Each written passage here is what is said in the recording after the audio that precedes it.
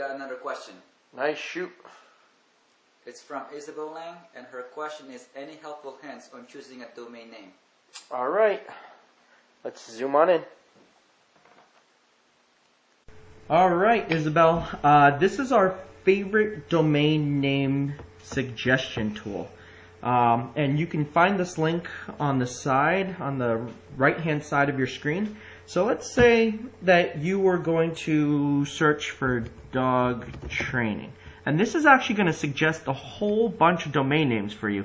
And a lot of these come out pretty good. This pull down here is you could determine how many characters it is. But let's click suggest. And let's scroll down here.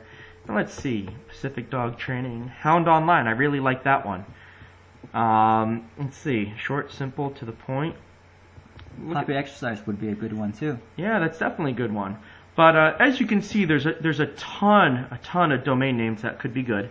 But Arnel, why don't you suggest a couple things that you would use as helpful hints when choosing a domain name? So one tip is to keep it short. Obviously, you want a short domain so that it's easy to remember.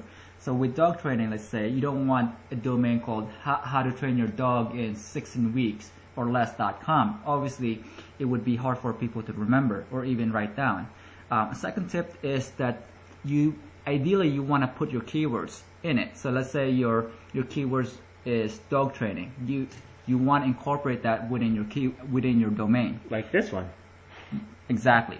So a third one is again easy to spell. You want people to easily spell it. So when you tell them what it is, they can easily spell it on their own without you having to explain how to spell it. Another tip that you can do is you want to make sure that the domain is easy to pronounce. So if you're talking to someone over the phone, you want to be able to pronounce it easily without them getting confused. A couple other things that you might want to take in consideration is make sure you buy it with or without an S. That's popular. In case someone has like puppy exercise or puppy exercises. That might be pretty important. Also, avoid any misspelling of words. Like the word easy. Don't put the letter E then Z, because a lot of people will get that confused. But you can always buy them as a backup just in case. And then also make sure that you definitely get the .coms, the .nets, the .orgs. There's a lot of problems. People will always forget and always type in .com just from habit.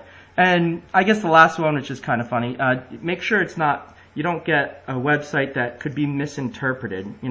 Just from, like Saturday Night Live, they might have something called, penismightier.com, right? But it could be easily pronounced as penis mightier. I don't know. Just something to keep aware of. But that's it.